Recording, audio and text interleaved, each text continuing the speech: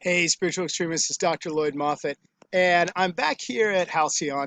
And let me give you a little history of it before we start talking more about mysticism. Helena Blavatsky and Henry Steele Olcott were two figures from the 1860s, 1870s, and they were trying to come up with the truth behind all religions, the underlying truth to create a meta religion for all traditions. And they met in New York, and eventually they went off to India, and there they started Theosophy, which means the wisdom of God.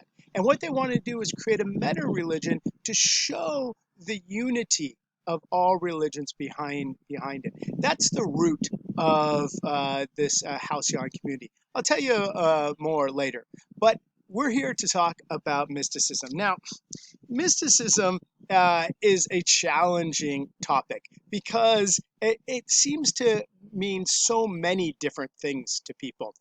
In fact, way back in 1899, um, the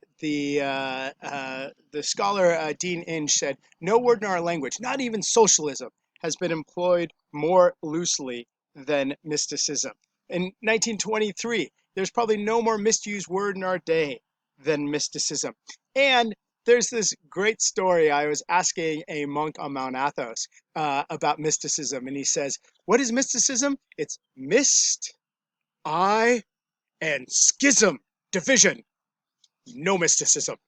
And I think there is this sort of instinct among people that mysticism is something airy fairy, difficult to really grasp. It's just people throw out, "Oh, I'm a mystic. I'm having mystical experiences."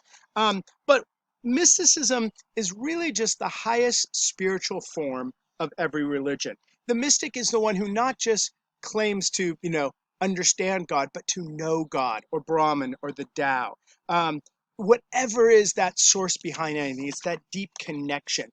And it really is about having a profound encounter with whatever's behind things. Let me use an example that I like to use. What is the most perfect food that's ever been created?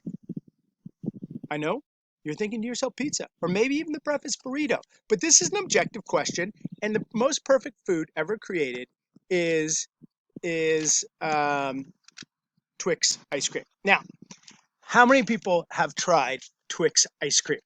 Well, I could go on and explain it to you. I could talk about how it just sort of hugs your mouth, that creamy ice cream at the base. Then I can talk about how you hit that crunchy goodness and the savory biscuit that's perfect. And all of a sudden, just when your savory and sweet are together, sweet caramel explodes in your taste buds, and the whole thing is covered with chocolate. Twix ice cream is heaven on a spoon. But no matter how good I am at describing Twix ice cream, no matter how energetic I explain its deep flavors to you, nothing will replace having one bite of Twix ice cream. This is what the mystic holds. You can talk about God or Brahman or the Tao or whatever you hold as ultimate. You can explain that thing. You can theologize about it. You can philosophical, whatever that word is, all you want. But it can't replace tasting that being.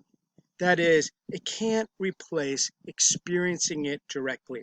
And so mystics stand apart as opposed to theologians and philosophers because they don't just want to talk about God, they want to know God.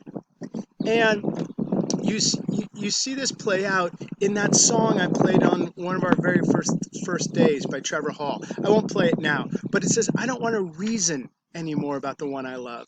I don't want to reason anymore about God above, God above. I just want to melt away in all his grace, drift away into that sacred place. There's no more you and me, no more they and we, just unity."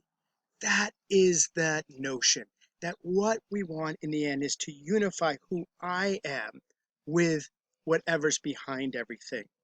Now, the root of mysticism comes from muo, to close one's eyes. And understanding this etymology is important because it tells us different aspects of what mysticism is about. First, mysticism is about the internal world. It's about the soul and spiritual matters, not about external actions. That's the ascetic realm. Mystics are all about the inside.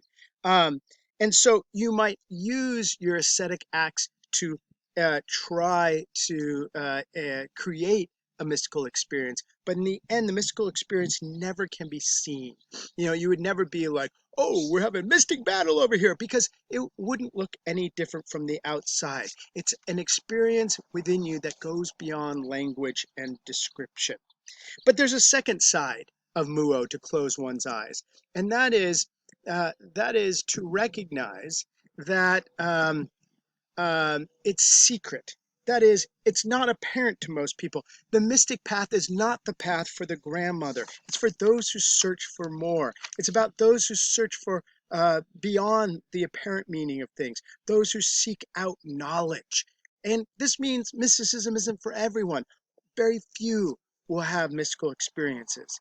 And third, mysticism is this direct encounter, the kind that you can only have when your eyes are shut, but your spiritual eyes are wide open. Muslims call this an experience with al-haq, the real. And they want to say that the mystical experiences are the most real experiences one can have. It's what all spiritual people strive for. And so mystics are those who have an internal journey that are hidden from others and aim to discover some higher realm of existence. This is the mystic call. This is what we are studying at this time.